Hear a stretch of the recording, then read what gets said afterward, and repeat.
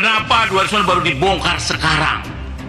Sejak tahun dulu itu baru dibongkar sekarang. Selama 2019, 2020, 2021 dulu kemarin ngapain aja nih cerita?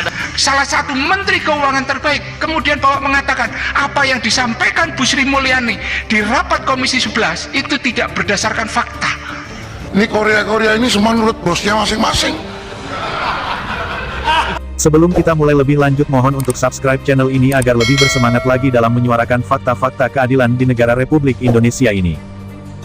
Rapat bahas transaksi gelap di Kementerian Keuangan mencuat di publik usai Mahfud MD menyampaikannya kepada publik dan menjadi kontroversi yang sampai saat ini belum mendapatkan penyelesaiannya.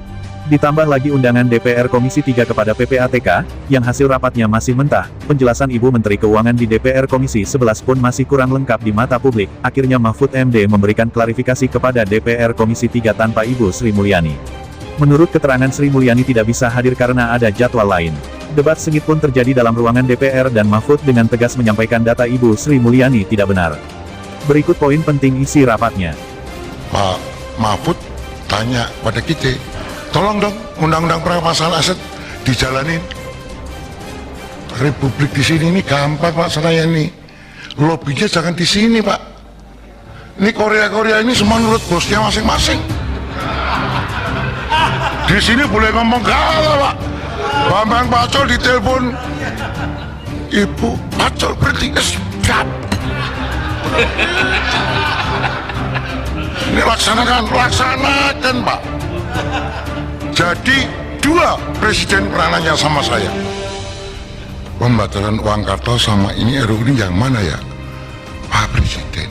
Kalau pembatalan uang kartal pasti DPR nangis semua. Kenapa? Masa dia bagi duit harus pakai e-wallet?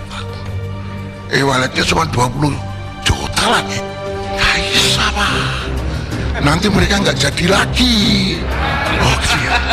Loh, saya terang-terangan ini gitu loh. Mungkin perampasan aset bisa, tapi harus bicara dengan para ketum partai dulu. Kalau di sini teori saya, jadi permintaan jenengan langsung saya jawab. Bambang Pacul siap kalau diperintah. Mana berani Pak? Sama toh? Ayo, itu kira-kira Pak Mahfud. Artinya bahwa persoalannya sebenarnya terjadi sejak tahun 2009 yang sebenarnya Profesor Mahfud pada tahun itu juga sudah dilantik, ya, menjadi Menko Polhukam yang secara langsung sebenarnya sudah menjabat ketua tim pencegahan TPPU. Yang kemudian menjadi pertanyaan adalah, sekarang ini tahun 2023 Pak, kenapa 2009 baru dibongkar sekarang? Sejak tahun dulu itu baru dibongkar sekarang. Selama 2019, 2020, 2021 dulu kemarin ngapain aja nih cerita data ini? Apakah tidak ada koordinasi di tim pencegahan TPPU ini sehingga penanganan kasus ini tidak berjalan? Silakan Pak Misbakun. Pak Mahfud, integritas dan kejujuran beliau, siapa yang bisa menyangga Pak? Tetapi ada yang luar biasa juga disampaikan oleh Pak Mahfud, bahwa apa yang disampaikan oleh Bu Sri Mulyani di Komisi 11 tidak berdasarkan fakta. Artinya apa Pak? Saya sudah dibohongin dong Pak. Waktu saya rapat, padahal saya sudah mempercayai Bu Sri Mulyani ini. Saya sudah mempercayai Bu Sri Mulyani.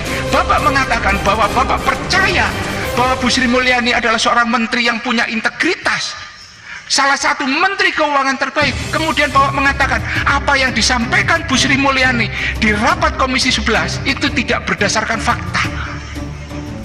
Ya Bapak bisa mengatakan kalau tidak dilarang ya dibolehkan. Kalau tidak berdasarkan fakta ini saya akan mengartikan apa? Berbohong, menipu, itu apa? Saya nggak tahu terminologi yang digunakan apa. Nah inilah Pak yang ingin saya perlu klarifikasi terkait itu. Teman saya dia dalam banyak hal IKN apa gitu. Kalau saya kagum kalau di kabinet menerangkan masalah apapun yang paling bisa menjadi sederhana bagi di anggaran negara. Sehingga saya percaya dia Menteri Keuangan terbaik, tetapi akses dari luar tidak masuk. Sehingga saya sampaikan hal sebagai berikut.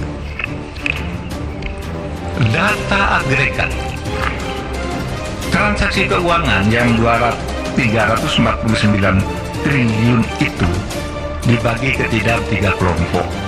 Satu, transaksi keuangan mencurigakan di pegawai Kementerian Keuangan. Kemarin Ibu Sri Mulyani di Komisi 11 menyebut hanya 3 triliun. Yang benar 45 triliun. Ya, nanti ada data nanti Anda ambil. Kemudian transaksi keuangan mencurigakan yang diduga melibatkan pegawai Kementerian Keuangan. Itu besarnya 53 triliun. Plus sekian. Kemudian transaksi keuangan terkait kewenangan Kementerian Keuangan sebagai penyidik tindak pidana asal dan TPU yang belum diperoleh data sebesar 260,1 sehingga jumlahnya 349 triliun fix. Dari kesimpulan poin rapat, tentu masih belum bisa dipastikan siapa yang benar, dikarenakan belum ada fakta lanjutannya. Dan penangkapan tersangka yang dimaksud. Bisa jadi Ibu Sri Mulyani benar, bisa juga Mahfud MD benar terkait 349 triliun di Kementerian Keuangan. DPR pun tidak dapat diharapkan karena banyaknya perbedaan pendapat satu dengan yang lainnya tanpa kekompakan. Hasil rapat dan data sementara masih mentah dan perlu ada pengawalan khusus akan hal ini sampai tuntas. Salam dari Detektif Pancasila, semoga Indonesia bersih dan menjadi adil dan makmur. Sampai jumpa di video berikutnya.